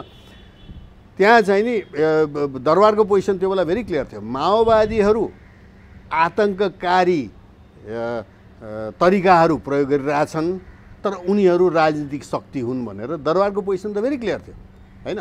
यिनलाई आतङ्ककारी नै भन्न चाहिँ नि दरबार हिचकिचाइरहेको थियो, मान्दैन थियो यिनीहरू एउटा शक्ति हुन् भन्ने थियो होइन ओके राजनीतिक। जबकि इन्डियाले आतङ्ककारी नै हुन् भने घोषणा गरेको, तर आफू पालेर राखेर यिनलाई चाहिँ सब नोइडा सोइडा पालेर सुरक्षित राख्ने। अझ म तपाईँलाई एउटा कथा सुनाउनुपर्छ यहाँ है, मन्त्री हुँदाखेरिको कथा हो यो होइन। मैले मेरो दिमागमा यस्तो छ कि त्यो यो नेपाली साई सेनाले यो उनीहरूको हेडक्वार्टरमा राजा ज्ञानेन्द्रलाई ब्रिफिङ थियो। त्यो ब्रिफिङमा हामी 2-4 जना मन्त्रीलाई सबैलाई लगेन, पुरै क्याबिनेट थिएन, हामी 2-4 जना मात्रैलाई छानेर लगेको थियो। अब किन अब उहाँहरूले जान्नुहोस् है, म थिएँ, उपेन्द्र देवकोटा थियो, बद्रीमण्डल हाम्रो चाहिँ नि उप प्रधानमन्त्री थिए, लोकेन्द्रबहादुर हुने नै भए। हामी ठिक्क अब राजा अनि अलिकति यसमा चाहिँ लोकेन्द्रबहादुर चन्द्र बद्रीमण्डल अनि त्यसको ठिक्क पछाडि राजाको पछाडि हामी थियौँ, उपेन्द्र देवकोटा हामीहरू थियौँ। आर्मीले ब्रिफिङ गरिरहेको थियो माओवादीको। यो कहिले भनेदेखि चाहिँ नि यो 59-60तिरको कुरा हो नि होइन। अनि त्यो बेला ब्रिफिङ गर्दाखेरि त्यो सैनिकको चाहिँ नि त्यो इन्टेलिजेन्स चिफले ब्रिफिङ गर्दा अब नाम साम सम्झिने यस्तो बेला अब त्यो सबै एउटै देखिन्छन् वर्दीका होइन थियो। अनि त्यो बेला चाहिँ राजाले अलिकति रिसाएर के सोधे भनेदेखि होइन तपाईँहरू त अब हिन्दी पनि जान्नुहुन्छ होइन, त्यही भारतमा पस्न भिजा पनि चाहिँदैन, तपाईँहरूलाई कहाँ लुक्या छन् माओवादी भने त्यति पत्ता लगाउनु तपाईँहरूलाई किन त्यति गाह्रो भन्दाखेरि म सम्झन्छु म ती पछाडि छु है। अनि त्यो इन्टेलिजेन्स त्यो बेलाका प्रमुखले चाहिँ खिस्सा हाँसे र भने सरकार हामी गएको छौँ इन्कग्निटो भएर भारतमा गएको छौँ, खोज्दै गएको छौँ, सबै ठुला भारतका सहर सिलिगुडी कलकत्ता लखनऊ दिल्ली बम्बई सबैमा आग्रा साग्रा सबै गएको छौँ हामी। सबै ठाउँमा अब त्यो इन्टेलिजेन्सको क्रममा खोज्दै जाँदा अब अर्को स्टेपमा चाहिँ ठ्याक्कै नि कहाँ छन् भन्ने पत्ता लाग्छ भन्ने जब हामी चरणमा पुग्छौँ है, त्यो बेला कोही न कोही आइपुग्छ अरे क्या। अब त्यति मैले एक्ज्याक्ट शब्द रिपिट गरिरहेको छु है, कोही न कोही आउँछ अरे भने अब बुझिहाल्नु भयो आउने है। आप इससे ऊपर मत जाइए भन्छ अरे भनेर इन्टेलिजेन्स चिफले भनेपछि राजा हामीतिर यसो फर्केर के गर्ने भने मेरो त्यो अहिलेसम्म चाहिँ त्यो भिभिड मेमोरी छ क्या मेरो अगाडि है।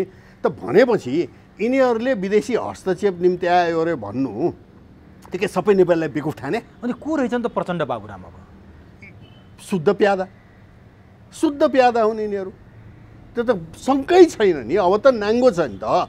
अनि बाबुरामले भनेको त्यो अनिष्ट के रहेछ त फेरि? खै मैले देख्दाखेरि त उहाँ आफै अनिष्ट हो होइन। अब अनिष्ट भने के अब उहाँहरूले यो सब यो खालि प्रोपेगेन्डा जस्तो लाग्छ मलाई। अनिष्ट त त्यसै पनि छ, उहाँहरू नै अनिष्ट हो बाबा होइन। अनि आखिरमा केपी ओलीमाथि आरोप थियो नि संविधान च्यात्छन्, बैलगाडी सिद्धान्त बोकेका हुन्, नेपालमा गणतन्त्र आउनु भनेको बैलगाडामा चढेर अमेरिका जानु। तर प्रमाणित त उनीहरू नै च्यात्ने रहेछ नि त होइन। 27 साल संविधान आफै बनाएर च्यात्ने माधव नेपाल हो कि होइन? माधव नेपाल त त्यो 27 साल संविधानको त कमिटीमा त्यो ड्राफ्टिङ कमिटीका मेम्बर हुन् नि होइन। अब त्यसमा यिनीहरूले शपथ खाएर आएका हो कि होइन? त्यो 63मा चाहिँ ज्ञानेन्द्रले त्यो संसद के अरे मसान जगाएको भने हेर्नुहोस् है, त्यसमा पिएल सिंहको भनाइसित म पहिलेका पूर्व मेयर हाम्रा होइन र हाम्रो कुरा भएको छ हामी यो चाहिँ 47 सालको संविधान म त्यहाँ आउँछु अन्तिममा म त्यसैमा त्यहाँ पिएल सिंहले भनेको कुरामा म धेरै समझ्छु उनले के भनेका छन् मेरो लामो कुरा भएको छ कहिले भेटाउनु भयो भने गएर कुरा गर्नुहोस् बिचरा अलि ऊ पनि छन् अहिले होइन उनले के भन्यो भने कृष्णप्रसाद भट्टराई र पिएल सिंह निर्वाचित सांसद थिए त्यो संसदको है त्यो संसद मसान जगाएपछि 63 सालमा है उनीहरूले शपथ खान गएनन् त्यो सदनमै प्रवेश गरेनन् दुईजना निर्वाचित है कि अनि पिएल सिंहले त कतिसम्म भने अरे भने सुभाष नेवाङले फोन गरेर आउनु पर्यो तपाईँहरू भन्दाखेरि होइन के भने अरे भनेदेखि चाहिँ नि होइन म आउँदिनँ सक्छस् भने मलाई झ्यालखानमा हाल ल मलाई एरेस्ट गर झ्यालखानमा हाल किनभने मलाई यसमा विश्वासै छैन भनेर भने कारण के थियो भने त्यो मसान जगाएको संसद त्यो राजाको पनि अधिकार होइन जोगाउने नेपाली काङ्ग्रेस गिर्जा सिर्जाले माग्ने अधिकार पनि थिएन कारण किनभने त्यसको जनताले दिएको 5 वर्षको म्याद पनि गुज्रिसकेको थियो र संसद भन्ने चिज जो यो बिउताउने अनि तपाईँको अहिले कुरामा आउँछु यो म होइन त्यो बिउताउने संसद खडा गर्ने अधिकार शुद्ध सार्वभौम जनताको हो भोटरको कसैको पनि होइन राजाको पनि होइन राष्ट्रपतिको पनि होइन यो अदालतको पनि होइन अहिले कुरो बुझ्नु त्यसले विकृति ल्याउँछ क्या अब राजाले त्यसरी चाहिँ बिउताइदिएको अब परे परिबन्धमा राजा अब आफ्नै त्यो समस्या होला होइन देशी विदेशी शक्ति लागे त्यसले त राजाले नै खायो नि होइन अब त्यस्तै विश्वनाथले चाहिँ नि बिउताइदिएको संसदले बौद्धले खायो नि त भनेपछि यसपालि चोलेन्द्रले बिउताएको संसदले के गर्न सक्छ यो खान्छ किनभने अब शङ्का गर्ने ठाउँ चाहिँ हेर्नुहोस् कि अब राजनीतिमा शङ्का राम्रै गरिन्छ होइन होइन राजनीतिमा शङ्का नगरे अब राजनीतिमा लागेकाहरूलाई चाहिँ यो मदर टेरेजा हो एकदम चाहिँ स्वस्थ सन्त महात्मा हो भनेर कसैले भन्दैन होइन तपाईँ भन्नुहुन्न म भन्नु हुँदैन कसैले भन्छ भनेदेखि ए सन्त भन्ने कुरो चाहिँ छोड्नुहोस् राजनीतिमा कोही सन्त हुँदैनन् है यिनीहरूले षड्यन्त्र गर्छन् शासनमा आउन जे पनि गर्छन् होइन त्यो त फ्याक्ट हो अब कोही नियमअनुसार जालान् कोही बेनियमअनुसार जालान् त्यो आफ्नो ठाउँमा छ है यहाँ शङ्का गर्ने ठाउँ के छ भने हाम्रो चोलेन्द्रजी होइन सम्मान्यजी के भन्छन् कार्य आजकल होइन होइन श्रीमान होइन कता कता उहाँमा पनि महत्त्वाकांक्षा जागेर आएको जस्तो छ र खिलराजिफिकेसनको बाटोमा हिँड्या हो कि भन्ने किन उहाँलाई पनि अब तपाईँ हामीलाई यति थाहा हुन्छ कि यो चल्दैन शेरबहादुर जम्मा 20वटा सांसद भएको शेरबहादुर त्यत्रो हाउसमा त्यो बाँकी त्यो टिकेहरूको कुरो नगरौँ न त्यो टिके त बाँकी त जे गरे पनि हुन्छ होइन यिनीहरूले टिका लगाएका हुन् नि अरू बाँकी यो हेर्नुहोस् यो संविधानको अर्को गल्ती त्यही हो क्या चुनिएको सांसद र चाहिँ यो टिका लगाएका सांसदलाई एउटा ठाउँमा राख्नै हुँदैन थियो तपाईँहरूले टिके भन्थे हिजो आज आफैले उहाँहरूले कम्तीमा राजाको टिका लाउनु भयो त्यही त हामी त राजाको टिका ला मान्छे होइन अब उहाँहरू कसको टिका लाउनु भयो उहाँहरूले पनि जान्नु है तर टिके र निर्वाचितलाई एक ठाउँमा राख्नु हुँदैन थियो क्या यो व्यवस्थामा अब त्यही गल्ती गरे है तैपनि शेरबहादुरको त मान्छे छैन नि उसको त हाउसमा मान्छे पुग्दैन जम्मा चाहिँ नि कति 60 कि कति छ अहिले होइन 63 अब त्यत्रो चाहिँ नि 300 कतिको हाउसमा होइन त्यति छ उनले अब त्यहाँ उनको त कति नाजायज अवस्था थियो भने एउटा अविश्वासको प्रस्ताव दर्ता गर्न समेत उनीसित चाहिँ 25% पुग्दैन थियो अब त्यस्तो मान्छे प्रधानमन्त्री भएपछि अब माधव त अब बहिर्गमन भइहाले माधवका मान्छे आउने कुरो भएन जसपाका को आउँछन् आउँदैनन् त्यो आफ्नो ठाउँमा छ त्यस्तो भद्रगोल पार्टीबाट आएर पनि के फाइदा को छ त अब शेरबहादुरको टेकेसो खुट्टा टेक्ने शेरबहादुरले चाहिँ प्रचण्डको खुट्टामा ढोगेर प्रचण्डलाई टाउकोमा बोकेर हिँड्ने यो सरकार आउँदैछ होइन अब यसले नेपाली काङ्ग्रेसलाई कहाँ पुर्याउँछ किनभने भोलि चुनाव त हुन्छ 1.5 वर्ष बाँकी छ जम्मा होइन अब त्यो पिरियडमा के हुन्छ भने यो इन्कम्बेन्सी फ्याक्टर भन्छ नि इन्डियामा पनि लागु हुन्छ क्या जो सरकारमा छ र सरकारले नराम्रो काम गर्यो भने त्यसले स्वतः हार्छ भन्ने जुन इन्कम्बेन्सी फ्याक्टर छ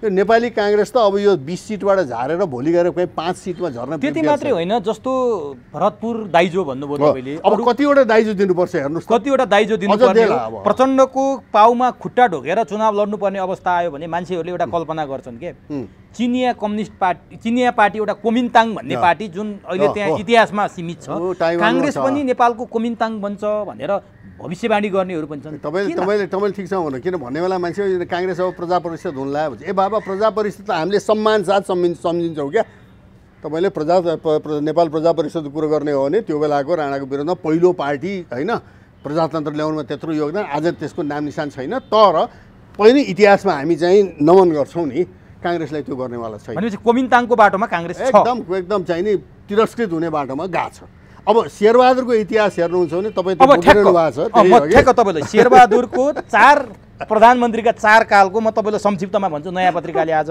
जसरी गरेको छ नि जस्तो 2052 भदौदेखि उनी फागुन 2053सम्म प्रधानमन्त्री भए। त्यो बेला उनले गरेका मुख्य कुराहरू, प्रधानमन्त्री भएको केही महिनामै माओवादी जनयुद्ध सुरु भयो। शेरबहादुर देउपा प्रधानमन्त्री हुँदा जनयुद्ध सुरु भएको छ। आज तिनै सुरु गर्ने प्रचण्ड उनको अङ्कमालमा छन्। त्यस्तै गरेर विवादास्पद महाकाली सन्धि भयो शेरबहादुरको पालामा। 48 जनाको जम्बो मन्त्री परिषद, प्राडो पजेरो लगायत काण्डहरू पहिलो प्रधानमन्त्रीको कालमा भयो। अब दोस्रो कुरा गरौँ, साउन 2058 देखि असोज 2059 सम्म भयो। बहुमत सांसदको चाहना विपरीत संसद विघटन गर्ने यिनै शेरबहादुर। आज ठ्याक्कै 19 वर्षपछि उनी फेरि त्यसै गरी हुँदैछ। अनि पार्टी विभाजन गरे, दरबार सक्रिय भयो, शेरबहादुरकै पालामा बाटो खोले हो, किस्तीमा बुझाएर प्रजातन्त्र किस्तीमा राखेर बुझाए भन्ने आरोप छ नि यिनीमाथि। अनि तेस्रो कुरा, जेठ 2061 देखि माघ 2061 सम्म उनी भए। त्यति बेला चाहिँ संसद बिनाको प्रधानमन्त्री निर्वाचन गराउन नसकेको आरोपमा राजाबाट बर्खास्त भए फेरि। अनि राजनीतिक दलहरू आन्दोलित भए शेरबहादुरकै पालामा। अनि चौथोमा चाहिँ उनले के गरेका छन्, 2074 जेठमा उनी प्रधानमन्त्री भए, फागुन 2074 सम्म पार्टीको लज्जास्पद हार, कोबिन्ताङको बाटोमा पार्टीलाई पुर्याए, नियुक्ति लगायत निर्णय विवादित बने, काम चलाउ सरकारमा पनि निर्णय र नियुक्ति, मन्त्री परिषदका निर्णयहरू सार्वजनिक गर्न रोक लगाए, प्रधान न्यायाधीशमाथि महाभियोग लगाउने कुरा गरे, प्रहरीका आइजिपीहरूमा आफ्नै चलखेल गर्ने प्रयास गरे। यी धृष्टता शेरबहादुरले गरे भने पाँचौँ प्रधानमन्त्रीमा हामीले आशा के गर्ने शेरबहादुरबाट? यो त उनको दृष्टान्त भयो। अब तपाईँले भन्दैन, नानीदेखि लागेको बानी उनले गर्ने त्यही हो। हेर्नुहोस्, त्यसमा पनि उनी यति कमजोर छन्, त्योभन्दा अगाडि त कमसेकम बलियो थिए नि त, होइन? त्यो दोस्रोचोटि हो कतिचोटि प्रधानमन्त्री हुँदाखेरि त बहुमतकै प्रधानमन्त्री, तै पनि लगेर चाहिने किस्तीमा बुझाए त उनले हो नि। राजाले त के गरे होइन, अब ल्याएर बुझाउँछ भने त लिनै पर्यो यार, अब गर्ने के गर्ने, होइन? खुट्टामा ढोकेर चाहिँ राख्छ लिबक्सो सरकार भनेपछि त, होइन? अब यहाँ चाहिँ नि यिनले चाहिँ नि अहिले त यति कमजोर छन्, होइन? र दोस्रो कुरो के छ भनेदेखि अहिले ओलीले अहिले सबभन्दा बढी प्रधानमन्त्री लामो समय भएको सायद ओली नै होला, 3.5। गिरिजा प्रसाद पनि भएन, यति भएन। माधव नेपाल त्यो बिचमा चाहिँ दुईचोटि हारेर पनि प्रधानमन्त्री भएका माधव नेपाल थिए नि बिचमा। त्यो त काम चलाउ मात्रै थियो उनी, काम चलाउ भयो भने त्यो पिरियड त चाहिँ झन्डै 2 वर्षदेखि यति धेरै होइन, बढी हो। त्यो दोस्रोमा माधव नेपाल आउँछन् सायद, यो सबैभन्दा बढी चाहिँ केपी ओली नै भयो। उनले चाहिँ नि अहिले एउटाले मलाई बिहानै हिसाब गरे, अब म त यो हेर्दिनँ यस्ता हिसाब, तर तपाईँहरूले पत्ता लगाउनु होला। अहिले चाहिँ यो नेपालभरि, होइन, कुन कुन कता कति पद छन् भन्दाखेरि 10 देखि 15,000 एमाले कार्यकर्ताहरू रोजगारीले जाहिर खाएका छन्, है? अब तिनले भोलि चाहिँ नि के माधवलाई छोड्ला, होइन, हाम्रो जाहिर चाहिँ खतम पार्यो भनेर? र माधवको सबभन्दा ठुलो समस्या अब त के हुन्छ भने आफ्नै पार्टीको प्रधानमन्त्रीलाई हटाएर विपक्षीलाई चाहिँ नि प्रधानमन्त्री बनाउने चाहिँ नि यो कस्तो पार्टीको चाहिँ नि कुलङ्गार हो भनेर त मान्छे अब त पार्टीमा त उठ्छ यो कुरा भोलि गएर। हो, यही प्रश्न म तपाईँलाई सोध्न चाहन्थेँ। हिजो माधव नेपालले विपक्षी गठबन्धन भनेको अन्तिम बैठकमा अब मेरो उपाध्यक्षता सकियो, मैले संसद पुनर्स्थापित गर्नेसम्म मेरो भूमिका थियो, मेरो भूमिका सकियो, तपाईँहरूले सरकार राम्ररी चलाउनु सकेसम्म एमालेलाई पनि समेट्नुहोस्, म चाहिँ मेरो पार्टीलाई बलियो बनाउन, एकताबद्ध बनाउन जान्छु भनेर माधव नेपालले भने। अब मेरो प्रश्न तपाईँलाई छ, आफ्नै हुँदा खदाको प्रधानमन्त्री अध्यक्ष, आफ्नै पार्टीको अध्यक्षको प्रधानमन्त्रीलाई आज 2/3बाट सडकमा पुर्याएर काङ्ग्रेसको नेतालाई 20 सिटे, तपाईँले भने भाषामा, हामी सिकेहरूको कुरा नगरौँ, 20 सिटेलाई यो मुलुकको प्रधानमन्त्री बनाउन सहयोग गरेर अब पार्टी मिलाउन जान्छु भन्दाखेरि केपी ओली लगायत त्यहाँ एमालेका नेता कार्यकर्ताले माधव नेपाललाई फुलमालाले स्वागत गर्लान् अथवा के गर्लान्? होइन, जुत्ताको माला लगाइदिन्छन् जस्तो लाग्छ मलाई। यिनी कुनै मिटिङमा गयो भने अब त्यो माइतीघर मण्डलमा हिजो देखिहाल्नुभयो त्यो आक्रोश, होइन? अब अशोभनीय थियो, यो थियो, तपाईँहरूलाई चित्त नबुझ्ने, प्रजातान्त्रिक आचरण भएन, यो सबै आफ्नो ठाउँमा छ, है? तर आक्रोश त रहेछ नि भित्र, त्यो भाषा सुन्नुभयो नि त त्यहाँ, होइन? त्यसैले यहाँ माधव नेपालको म कुनै त्यहाँ एमालेभित्र भविष्य देख्दिनँ। उनले अर्को पार्टी बनाउनु पनि म तयार छु भन्ने आज चाहिँ एउटा मिल्यो भने ओलीले सम्मानजनक दिए भनेदेखि चाहिँ बस्ने रे, नत्र भने अर्को पार्टी बनाउने भनेर उनले फेरि त्यसरी बोलिसके, आइसकेको छ त्यो आइसक्यो। मैले भनेपछि तिनको एमालेमा भविष्य छैन, अब यिनको एमालेमा त के राजनीतिमा पनि अब भविष्य चाहिँ छैन जस्तो लाग्छ मलाई, किन आखिर त 25-30 वर्ष खाइसकेपछि के मुखले पार्टी एकताबद्ध बनाउन जान्छु, अब पार्टी बलियो बनाउन जान्छु के आधारमा? कुनै आधारै छैन। अब त्यो जुन हिजो 10 विद्रोह गरे नि हिजो, होइन, हतार, होइन, किनभने यो फैसला आएपछि औचित्य हुँदैन थियो त्यो उसको, होइन? त्यहाँ मुख्य मूल मुद्दामा यिनीहरू बोल्नै सकेका छैनन्। के थियो त्यो मूल मुद्दा? होइन, मुख्य मूल मुद्दा भने यही अर्को पार्टीको चाहिँ आफ्नोलाई विस्थापित गरेर अर्कोलाई प्रधानमन्त्री बनाउने, होइन? त्यहाँ यस्ता यस्ता मुद्दाहरू चाहिँ जुन मूल थिए नि, ती मुद्दाहरूमा त त्यो 10 बुँदे त साइलेन्ट छ नि त, के पनि बोलेको छैन नि त। भनेपछि त्यो 10 बुँदे भने त्यो सबैलाई बेकु बनाउने अर्को दस्तावेज क्या, होइन अब मलाई सुनाएको एउटा भाषा खुब मलाई मनपर्ने एमाले कायदा जति ठग्यो उति फाइदा भन्ने छ है होइन यो पनि त्यही हो क्या 10 बुँदे गरेको छ अब पार्टी मिल्यो भनेर होइन जब मूल मुद्दामै तपाईँहरू मिल्नु भएको छैन होइन भनेपछि यो बाँकी भोटर तपाईँकै कार्यकर्तालाई कति बेकुफ बनाउनुहुन्छ यार। तर आजको सामाजिक सञ्जालमा हेर्दा र सञ्चार माध्यममा हेर्दा संसद पुनर्स्थापना गर्ने मूल नायक माधव नेपाल भनिया छ। तपाईँ हामीले कुरा गर्दा नायकको त कहीँ छेक छँदै देख्दैन। अब माधव नेपाल नायक कि खलनायक? खलनायक कुरै छैन यो खलनायक।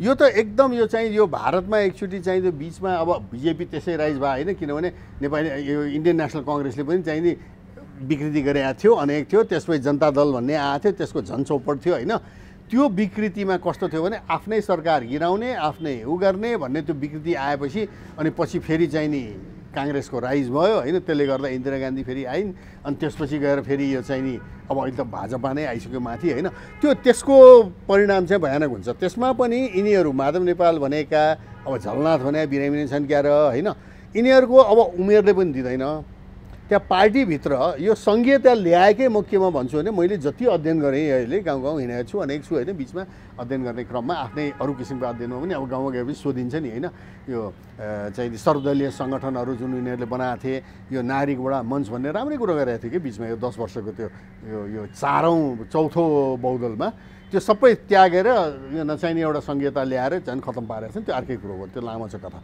तर त्यहाँ बुझ्दाखेरि के देख्यो भने यो किन ल्याए त यो संहिता यिनको त न त त्यो 12 बुँदे न यो चाहिँ नि 62-63मा चाहिँ नि त्यो सम्झौता राजासँग भएको त्यसमा यो संहिता भन्ने त कहीँ पनि थिएन।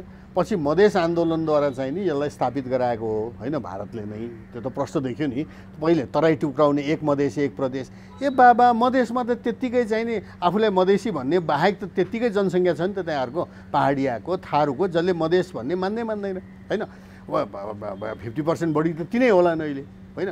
अब त्यस्तो ठाउँमा चाहिँ नि एक मधेस एक प्रदेश भन्यो भने एक नेपाल एक प्रदेश किन हुँदैन मलाई बताउनुहोस् न। आखिर त्यो हुँदैन भनेर खालि बागमती र कोशी बिचकोलाई चाहिँ नि अहिले 2 नम्बरमा चाहिँ मधेस भनेर राखेका हुन् नि होइन किन चल्दैन बाबा त्यो नचल्ने। त त्यस्तो एजेन्डा कसरी आयो त भन्दा यो संहिताको मैले बुझेँ अनि त्यसमा यी हाम्रा माधव नेपालहरू यी शेरबहादुरहरू गिर्जाहरूले कसरी माने त के गरी माने यिनको पनि त राजनीतिक सुझबुझ त तपाईँ हाम्रोभन्दा त अलिक बढी नै होला त्यो त यिनको पेसै हो तपाईँ हाम्रो त होइन भन्दा मैले चाहिँ मलाई ब्रह्मज्ञान प्राप्त भएको त्यस्तै गाउँमा डुल्दाखेरि के थाहा पाएँ भने यो सबै ल्याएको के रहेछ भने दोस्रो पुस्ताको नेताहरूमा छटपटाहट भयो। राजनीति गरेपछि कुनै दिन पार्टीको अध्यक्ष हुने कुनै दिन प्रधानमन्त्री हुने भने त आकाङ्क्षा नराखिकन त कोही राजनीतिमा त्यो जोगी हुन त हिँड्दैन होइन। त यिनीमा विशेष गरी एमालेभित्र कम्युनिस्टभित्र र काङ्ग्रेसभित्र पनि त्यो तबका चाहिँ नि एकदम चाहिँ नि भयो किनभने माथि बसेकाहरूले 25 वर्ष खाइसके छाँटै छैन।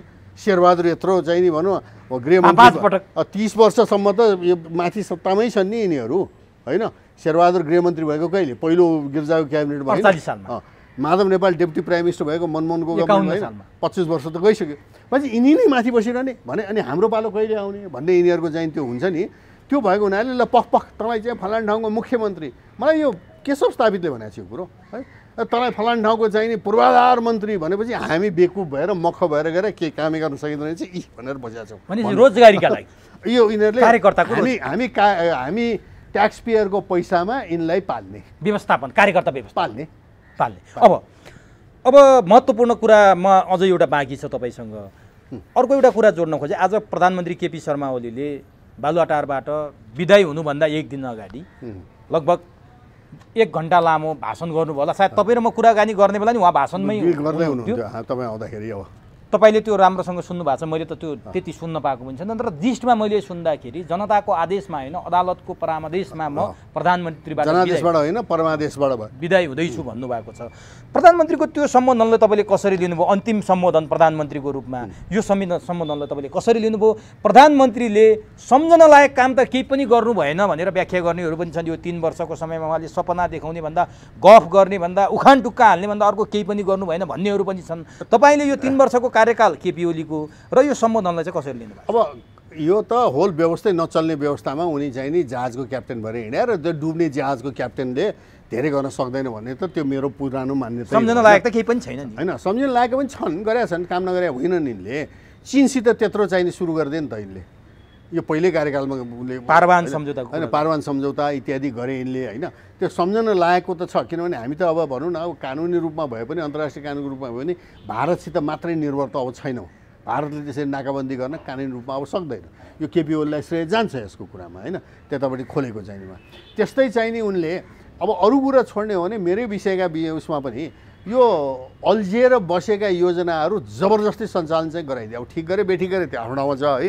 मेलाम्ची आउनै पर्छ भने हिजो अस्तिसम्म चाहिँ त्यो चाहिँ अपर तामाकोसीको चला भनेर तर उहाँले त स्विच थितिया मात्रै त हो नि भन्छन् नि मान्छे होइन होइन यति दिनमा म उद्घाटन गर्छु त गर भन्ने नेताले गर्ने काम त्यही हो प्रधानमन्त्रीले क्या उनले गएर आफै चाहिँ त्यहाँ चाहिँ होइन गरे त अर्कैको पालादेखि सुरु भएको हो होइन सुरु भए पनि त्यो अल्झिएर बसेको थियो यही ताल हुने हो भने त अर्को 10 वर्ष पनि नबनेर बस्थ्यो भारतको त्यो एउटा ठेकेदारलाई यिनले म्यानेज गर्न नसकेर बसेको थियो नि त यहाँ त नेताले गरेर त ल गर जबरजस्ती भनेर जस्तै म मन्त्री हुँदाखेरि मैले पनि माओवादी त्यत्रो युद्ध चलिरहेको बेलामा बुढी गण्डकीमा डबल ट्रिपल सिफ्ट गराएर छोडिदिएको थिएँ नि त मैले पनि होइन अब मैले नै गएर त्यहाँ साबल लिएर खन्ने त होइन नि त्यहाँ धरहरा उठाउनु भयो होइन त्यो मध्य मर्स्यान्दीको उसमा अब धरहरा पनि उठाएँ अब ठिक छ अब उनलाई उद्घाटन प्रेम हो त्यो नेताहरू सबैलाई हुन्छ उनलाई मात्र देउस दिने कुरो छैन यसमा होइन तर शिलान्यास गरेर अर्को प्रधानमन्त्रीले शिलान्यास गर्न केही बाँकी राखिदिनु भएन भन्ने आरोप छ त्यो पनि छ फेरि नचाहिने काम 300वटा अस्पताल एकै दिनमा शिलान्यास गर्ने यस्ता नचाहिने काम पनि धेरै गर्नुभएको छ अब पानी जहाजको कार्यालय शिलान्यास गरेर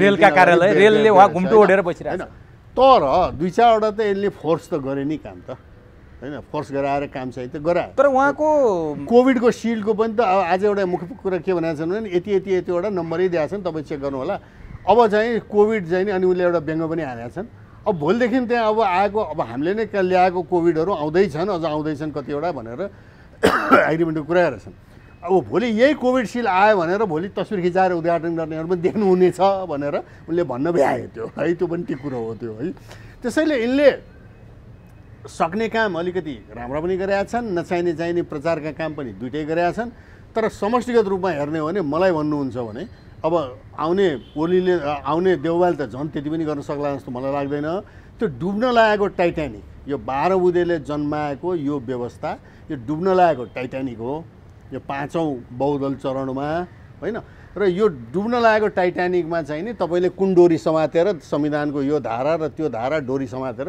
तपाईँले त्राण चाहिँ पाउनुहुन्न प्रधानमन्त्रीको सम्बोधनमा आएको कुरा थियो नि म जनताको आदेश होइन परमादेशले भन्ने कुरा त्यो फ्याक्ट हो त्यो ठिक हो त्यो फ्याक्ट हो त्यो त यो के कुण्ठा मात्रै पोख्नु भएको प्रधानमन्त्रीले अब छोडेर जानु त्यो ठिक हो त्यो मैले अघि नै भने नि होइन कतिपय कुरा अदालतले चाहिँ नि हामी भोटरको भावनालाई छोएको छ होइन जस्तै यो चाहिँ नि यो के अरे व्हिप नलाग्ने वर्ने भनेर तर त्यसले अरू नै प्रब्लम जन्माउँछ होइन त्यस्तै चाहिँ नि अलिकति अराजकै भइसकेको थियो चाहिँ नि नियुक्ति सियुक्ति चाहिँ नि यो बाबा चुनाव घोषणा गरिसकेपछि तपाईँले नैतिकताको आधारमा तपाईँले चुनाव घोषणा गरिसकेपछि यो चुनावलाई असर गर्न सक्ने केही काम गर्नुहुन्न अरू कुरो छोडिदिउँ न विष्णु पौडेलले चाहिँ त्यो कालीगण्डकी डाइभर्जन चाहिँ अफिस खोल्नुहुन्छ त्यो त स्वरै अनैतिक काम हो त्यो होइन अब कालीगण्डकी त्यो डाइभर्जन चाहिन्छ चाहिँदैन यो त्यसको अर्को विवाद छ त्यतापट्टि नजाउँ मैले बोलि पनि सकेको छु यसको बारेमा होइन त्यहाँ हाइड्रोलोजिकल वाटर ब्यालेन्सको अध्ययन के पनि भएको छैन त्यो कुनै दिन गरौँ त्यो अर्कै कुरो छ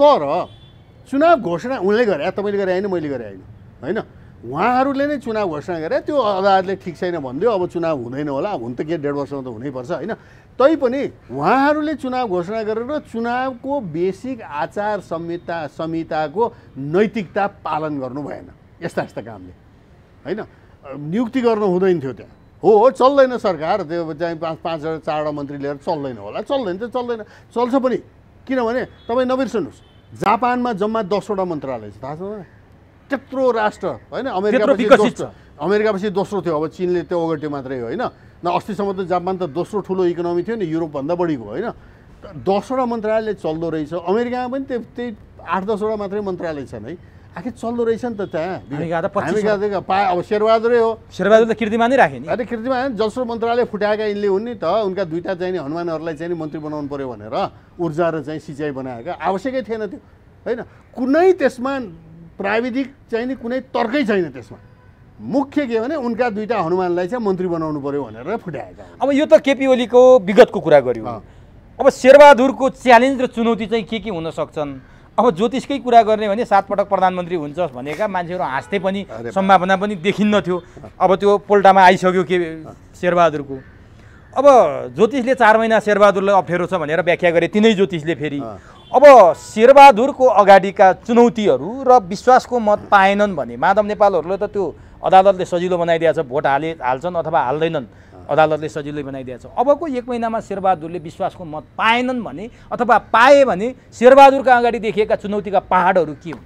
मैले त त्यो विश्वास मतभन्दा अगाडि नै यिनको चुनौतीमा यिनी थिचेर किचिन्छन् जस्तो लागिरहेछ कि कस्तो अब के भन्दा पहिले त मन्त्रीमण्डलै गठन गर्न यिनलाई गाह्रो हुन्छ होइन। अब त्यो अस्थिर मन्त्रीमण्डल हरेक दिन चेन्ज हुने, हरेक दिन मान्छे थप्ने गर्ने त त्यो अर्कै कुरो भयो है।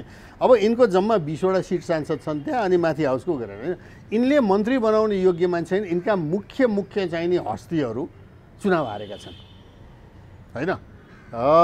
अब हिजो नै हो क्या वामदेव गौतम रुँदै थियो नि त्यो अप्पर हाउसमा, प्रधानमन्त्री बनाउनु पर्यो, प्रधानमन्त्री बनाइदिन, मलाई संविधान फेरेर भए पनि बनाइदेऊ बाबा, अप्पर हाउसबाट पनि बुन्ने भनेर होइन। अब यस्ता चाहिँ नि हरिलष्टकहरू चाहिँ चुनेर आएछन्। त्यो त एमालेपट्टि भयो। काङ्ग्रेसमा पनि चाहिँ नि मन्त्री भएर चलाउन सक्ने योग्य पात्र छैन, किन यिनीहरूले हुके बैठके टिकेहरूलाई मात्रै ल्याए होइन, योग्य मान्छे ल्याएनन्। योग्य मान्छेहरूलाई ल्याएको भए जसलाई पनि त्यहाँबाट चाहिँ नि चुनेर यो मन्त्रालय चला त्यो मन्त्रालय भन्न सकिन्थ्यो, तर उनीहरू त हुके बैठकेहरूलाई मात्रै चाहिँ टिका लगाएर ल्याए, टिके बनाए होइन। त्यसले गर्दाखेरि यिनको सबभन्दा ठुलो चुनौती त पहिले आफ्नै भित्रबाट कसलाई अब 2-4जना नाम छन् होइन, त्यो सबै उनले पाउने होइनन्। ती राम्रा मन्त्रालय नभएका ती सायद जान्नन् होला। अब भोलि जसपालाई ल्याउने र प्रचण्डेवालाहरूलाई ल्याउने हो भने उनले पनि त राम्रो मन्त्रालय नपाइकन आउँदिन भन्छन्। राम्रो भने मलदार मन्त्रालय होइन। अब त्यो गर्न यिनले मिलाउन सक्छन् जस्तो मलाई चाहिँ लाग्दैन। यो पहिलो चुनौती भयो, यो त सबभन्दा पहिलो, यसैले यिनलाई न्याक्छ। अब यसले अर्को समस्या के ल्याउँछ भने भोलि विश्वासको मत लिने बेलामा त यो सबले त खेल्छ त्यहाँ, हामीलाई नदिने पखलास भनेर त्यहाँ कति बार्गेनिङ हुन्छ, कति कसको खुट्टा मात्रै शेरबहादुर ढोक्दै हिँड्नुपर्ने हुन्छ भोलि होइन।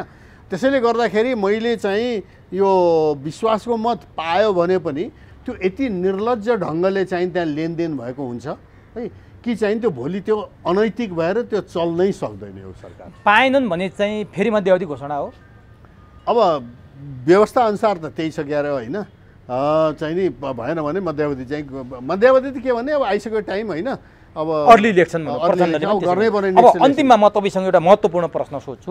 यी सबै कुरामा राज संस्था पुनर्स्थापित हुन्छ भनेर धेरैले व्याख्या गरे। तपाईँ त राजावादी उसै पनि, तपाईँ त राज संस्थावादी, राजा आएकै तपाईँको लागि ठिक छ, तपाईँहरूले जुन लिगेसी बोक्नुहुन्छ त्यो लिगेसीले राजा नै खोज्छ। अब राजा आउने छिद्र कहाँ छ? अब यो यिनीहरूले त संसद पुनर्स्थापित भइसकेपछि व्यवस्था पनि बच्यो, संविधान पनि बच्यो, सबै प्रणाली बच्यो, अब हामी लिगमा आइसक्यौँ भनेर भनिरहेछन्। अब राजा आउने छिद्र छ कि छैन? र यहीमा महत्त्वपूर्ण अदालतको निर्णयले यति दूरगामी असर राख्दो रहेछ। तपाईँहरूले 2047 सालको संविधान पुनर्स्थापित गर्नुपर्छ भनेर कुनै समय तपाईँ लगायतको देवेन्द्र नेपालीहरूले रामबाबु प्रसाईको नेतृत्वमा तपाईँहरूले सर्वोच्चमा मुद्दा हाल्नु भएको छ। अब यदि त्यो ठ्याक्कै यसै गरी अकल्पनीय गर्दो रहेछ नि त अदालतले, त यसै गरी त्यो तपाईँहरूको मुद्दा बिउताइदियो, 47 सालको संविधान बिउताइदियो भने के हुन्छ? बिउताइदिन भने अब राज संस्था आउने त्यो छिद्र के छ? यो विषयमा प्रश्न पारिदिनुहोस् नि, हामी छुटाउँदैन। अब यो 47 साल संविधान हामीले चाहिँ क्याम्पेनै गरे हो, तर अनि त्यसपछि हामी जब संविधानै अर्को आइसकेपछि चाहिँ नि अलिक सेलाएर बसेका चाहिँ हौँ है, किनभने अब बहस हुन थाल्यो फेरि यो अहिले फेरि बहस हुन थाल्यो, त्यो राम्रो कुरो हो।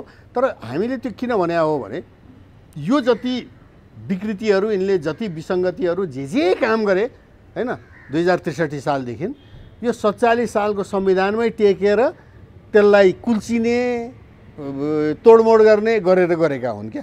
त्यसैले यो विसङ्गति सच्याउनलाई पनि जहाँबाट तपाईँले गल्ती गर्नु हो त्यहाँ फर्किनै पर्ने जरुरी छ पहिलो कुरा। र त्यसैमा शपथ खाएका हुन् यी सबैले होइन। भलै त्यो शपथको विरुद्ध उनीहरूले अनैतिक काम गरे, यी सबै गरे। अरू देशमा भए त दुलोमा लुकेर समाजमा मुख देखाउन नहुने हुन्थ्यो यिनीहरूको। यो नेपालमा मात्रै हो चाहिँ एकदम चाहिँ नेता भएर हिँड्ने होइन। त 47 सालको संविधान उहाँहरूले नै भने हो संसारको उत्कृष्ट, हामी भन्दैनौँ फेरि यो चाहिन्छ भने। त्यसमा धेरै ठुला चाहिँ नि समस्याहरू पनि छन्, त्यसलाई सुधार्नुपर्छ। तर 47 सालको संविधानमा चाहिँ नि सबैलाई समेट्ने व्यवस्था छ। त्यो नम्बर 1 सबै राजनीतिक फोर्स माओवादीले पनि बनाएको हो। त्यो नबिर्सनु होला, निर्मल लामा त्यसको बनाउने मध्ये थिए, माओवादीका गुरु हुन्। माधव नेपाल त त्यसका उनै थिए होइन। त यिनीले आफै बनाएको संविधान त्यसैमा शपथ खाएर त्यही कुल्चिने काम गरेको हुनाले होइन, जुन ठाउँबाट तपाईँ बाटो बिराउनु भयो त्यहाँ नआइकन तपाईँ सही बाटोमा जान सक्नुहुन्न। अब प्रतिगमन भन्नुहुन्छ, ए बाबा अहिले कति जेठ कतिमा फर्किने हिमाल भने त्यो प्रतिगमन होइन।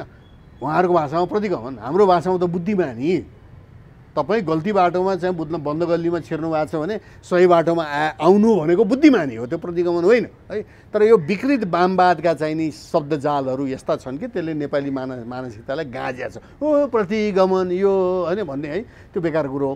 त्यसैले हाम्रो भनाइ चाहिँ के हो भने अहिले जुन एउटा डरलाग्दो एउटा चाहिँ सिनारियो अगाडि देखिया छ नि, यो चल्दैन, यो टाइटानिक डुब्दैछ होइन। यो 12 बुधेले जन्माएको यो 62-63 को चाहिँ नि उसले र यो संविधान 72 को यो नचल, यो त एउटा मात्रै विकृति यस्तो संविधान यस्ता कति विकृति छन्, कति विकृति छन्, संहिता नै विकृति चाहिँ एउटा चलेको छैन देखिहाल्नु। त्यसैले यो दुर्घटनामा नजाने हो भने सबभन्दा सजिलो राष्ट्रको लागि चाहिँ 47 मा फर्किने हो। तर त्यसमा चाहिँ सबभन्दा अप्ठ्यारो केमा छ भने यिनैको मुख रातो हुन्छ, 2-4 नेताहरूको र 2-4 नागरिक तथाकथित अभियन्ताहरूको होइन। त्यसैले अहिले यसको बाधक भनेको चाहिँ नि यी नेता र यी 2-4 वटा नागरिक अभियन्ता हुन् होइन। तिनको मुख रातो, तर त्यो सानो मूल्य हो क्या देशको लागि चाहिँ। यदि त्यो भइदियो भने देश सही बाटोमा जान्छ। त्यहाँबाट चाहिँ जे गर्नुपर्छ, जनमत सङ्ग्रह गर्नुपर्छ, गर्नुहोस्, जे गर्नुपर्छ सुधार्दै जानुहोस्। त्यो सम्भावना कतिको देख्नुहुन्छ? सम्भावना भन्दा पनि अपरिहार्यता देख्छु म। अब राष्ट्र संस्था पुनर्स्थापितको कुरा तपाईँले धेरै गर्नुभएको थियो, भारत र चीन सकार भएको थियो, अब त्यो छिद्र बाँकी छ अझै? अब कस्तो छ भनेदेखि यो सबैको लागि अपरिहार्य हुँदै गइरहेछ क्या होइन।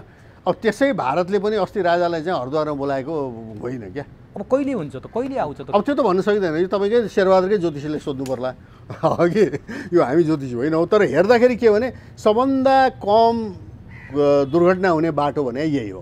त्यो बाटोमा गएन भने अरू विकल्प भनेको भोलि सैनिक शासन, भोलि नेपाल टुक्रिने, यहाँ अनेक चाहिने प्रान्तहरू छुट्टिने, के हुन्छ भनेपछि राजनीति सही बाटोमा आएको छैन, अझै खतरनाक सुनामीहरू, झन् खतरनाक चाहिने सुनामी आउन बाँकी नै छ, झन् खतरनाक गल्लीमा अड्किया छ यो बाटो। त्यो भनेको 47 सालको संविधान पुनर्स्थापित भएपछि दुर्घटना कम हुन्छ, धेरै कम हुन्छ। हामी यही निष्कर्षमा पुग्यौँ आजको कुराकानी। ल है त, हस्, समय दिनुभयो, अत्यन्तै महत्त्वपूर्ण भनाइहरू राखिदिनु भयो, जुन कुराले आम दर्शकलाई, आम नागरिकलाई सुसूचित पार्नेछ र केही नयाँ कुरा जान्ने अवसर तपाईँले प्रदान गर्नुभयो। फेरि कुनै दिन अर्को भेटमा हामी छलफल गर्ने अनुमति आजै माग्यौँ, यसका लागि तपाईँलाई जय होस्।